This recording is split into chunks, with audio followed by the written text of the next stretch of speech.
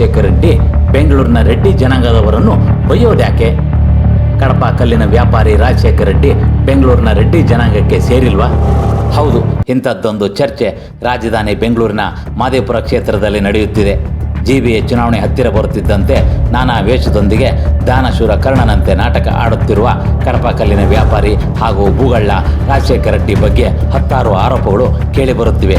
ಈ ಸುದ್ದಿಯೊಂದಿಗೆ ಇರುವ ವಿಷಯಗಳು ಸ್ಥಳೀಯರಿಂದಲೇ ಬಂದಂಥವು. ಕಳೆದ 25 ವರ್ಷಗಳ ಹಿಂದೆ ಆಂಧ್ರ ಪ್ರದೇಶದಿಂದ ಬೆಂಗಳೂರಿಗೆ ಬಂದಂಥ ರಾಜಶೇಖರ ರೆಡ್ಡಿ ಸರ್ಜಾಪುರ ರಸ್ತೆಯಲ್ಲಿ ಕಡಪ ಕಲ್ಲಿನ ವ್ಯಾಪಾರ ಆರಂಭಿಸಿದ್ದು ಸತ್ಯ. ಇದೀಗ ಕಡು ಬಡ ದಲಿತರ ಜಮೀನುಗಳ ದಾಖಲೆಗಳನ್ನು ತಿದ್ದಿ ತೀಡಿ ಕಬಳಿಸಿದ್ದು ಹಾಗೂ ಸರ್ಕಾರದ ಬಂಡಿ ದಾರಿಗಳನ್ನು ಕಬಳಿಸಿಕೊಂಡು ಅನಧಿಕೃತ ಅಪಾರ್ಟ್ಮೆಂಟ್ ನಿರ್ಮಾಣ ಮಾಡುತ್ತಿರುವುದು ನಿಜ. ಅನಧಿಕೃತ ಅಪಾರ್ಟ್ಮೆಂಟ್ ನಿರ್ಮಾಣಕ್ಕೆ ಆಂಧ್ರ ಪ್ರದೇಶದ ಬಿಲ್ಡರ್ಗಳನ್ನು ಬಳಸಿಕೊಂಡು ಅವರಿಂದ ಕೋಟ್ಯಾಂತರ ರೂಪಾಯಿ ಬಂಡವಾಳವನ್ನು ಹಾಕಿಕೊಂಡಿರುವುದು ಸತ್ಯ. ಆ ಎಲ್ಲ ಬಿಲ್ಡರ್ಗಳಿಗೆ ರಾಜಶೇಖರ ರೆಡ್ಡಿ ದೊಡ್ಡ ತಲೆನೋವಾಗಿರುವುದಂತೂ 100ಕ್ಕೆ 100 ಸತ್ಯ ಎನ್ನುವ ಮಾತು ಕೇಳಿಬರುತ್ತದೆ. ಜೊತೆಗೆ ಕಡಪ ಕಲ್ಲಿನ ವ್ಯಾಪಾರಿ ರಾಜಶೇಖರ ರೆಡ್ಡಿ ತಾನೊಬ್ಬ ಬಲಿಷ್ಠ ರೆಡ್ಡಿ ಜನಾಂಗಕ್ಕೆ ಸೇರಿದವನು ಎನ್ನುವುದು ಒಂದು ಕಡೆ, ಆದರೆ ಮತ್ತೊಂದು ಕಡೆಯಿಂದ ಬೆಂಗಳೂರಿನ ರೆಡ್ಡಿ ಜನಾಂಗದವರು ತನ್ನನ್ನು ತಮ್ಮ ಗುಂಪಿಗೆ ಸೇರಿಸಿಕೊಳ್ಳುತ್ತಿಲ್ಲ, ಬೇರೆ ರೀತಿಯಿಂದ ನೋಡುತ್ತಾರೆ ಎಂದು ಹೇಳಿಕೊಂಡಿರುವ ಸಂಗತಿ ಬೆಳಕಿಗೆ ಬಂದಿದೆ.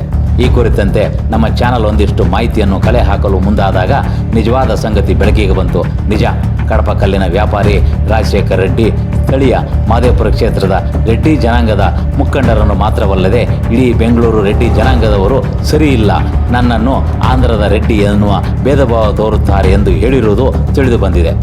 ಸದ್ದಿಲ್ಲದೆ ಕಸವನಹಳ್ಳಿಯಲ್ಲಿರುವ ದೊಡ್ಡ ದೊಡ್ಡ ಅಪಾರ್ಟ್ಮೆಂಟ್ಗಳಿಗೆ ತೆರಳಿ ಅಲ್ಲಿನ ಆಂಧ್ರದ ಜನರಿಗೆ ಈ ಕುರಿತು ಹೇಳುತ್ತಿರುವುದು ಖಚಿತವಾಗಿದೆ. ತನ್ನನ್ನು ಸ್ಥಳೀಯ ರೆಡ್ಡಿ ಜನಾಂಗದವರು ವಿರೋಧಿಸುತ್ತಾರೆ, ತುಳಿಯುತ್ತಿದ್ದಾರೆ.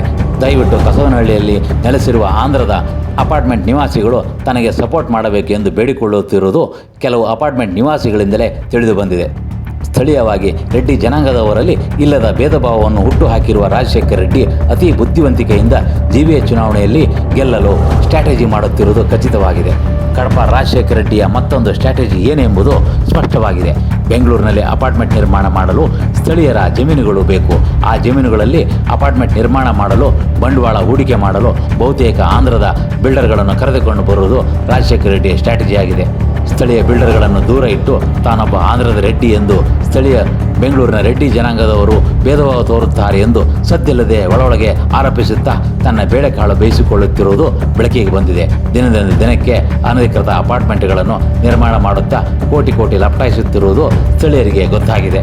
ಮುಂದಿನ ದಿನಗಳಲ್ಲಿ GBA ಚುನಾವಣೆಗಳಲ್ಲಿ ಕೋಟಿ ಸುರಿದು ಗೆದ್ದು ತನ್ನೆಲ್ಲ ಅಕ್ರಮಗಳನ್ನು ಮುಚ್ಚಿ ಹಾಕಿಕೊಳ್ಳಬಹುದು ಎನ್ನುವ ದೂರದ ಉದ್ದೇಶವನ್ನು ಕಡಪ ಕಲ್ಲಿನ ವ್ಯಾಪಾರಿ ರಾಜಶೇಖರ ರೆಡ್ಡಿ ಹೊಂದಿರುವುದು ಗಮನಕ್ಕೆ ಬಂದಿದೆ.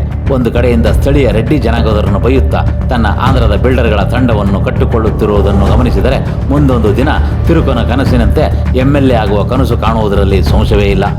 ನಿಜ ಹೇಳಬೇಕಂದ್ರೆ ಕಡಪ ಕಲ್ಲಿನ ವ್ಯಾಪಾರಿ ರಾಜಶೇಖರ ರೆಡ್ಡಿ ನಿಜಕ್ಕೂ ರೆಡ್ಡಿ ಜನಾಂಗದವರೇ, ನಿಜಕ್ಕೂ ಹಿಂದೂ ಧರ್ಮಕ್ಕೆ ಸೇರಿದವರೇ ಎನ್ನುವ ಸಂಶಯ ಮೂಡುವುದಂತೂ ಸತ್ಯ. ಆ ಕುರಿತಂತೆ ಸದ್ಯದಲ್ಲಿಯೇ ತಮ್ಮ ಮುಂದೆ ದಾಖಲೆ ಸಮೇತ ವರದಿಯನ್ನು ಇಡುತ್ತೇವೆ, ದಯವಿಟ್ಟು ನಿರೀಕ್ಷಿಸಿ.